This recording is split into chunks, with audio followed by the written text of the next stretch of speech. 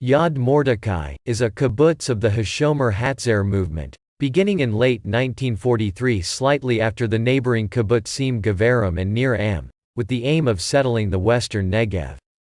The kibbutz was named after Mordechai Anielewicz, one of the leaders of the Warsaw Ghetto Uprising, which became a symbol of the heroism of the Jews in their resistance to the Nazis.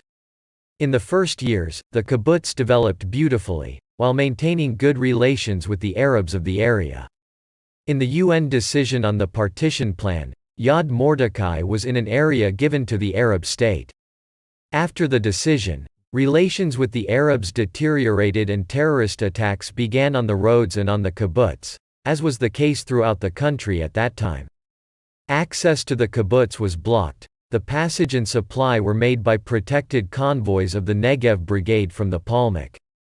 Immediately with the declaration of the State of Israel, the Egyptian army began to move from Gaza with the aim of occupying Tel Aviv.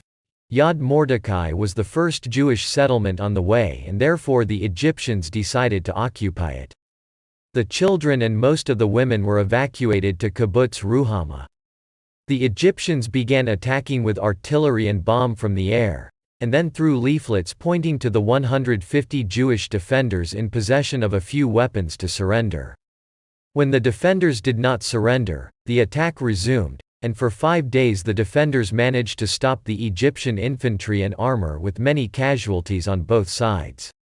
Another force failed to arrive, the ammunition ran out and the defenders retreated to Gevarim, discovering that 3 of their comrades were missing. In the battle, 26 Jewish fighters were killed and 35 wounded.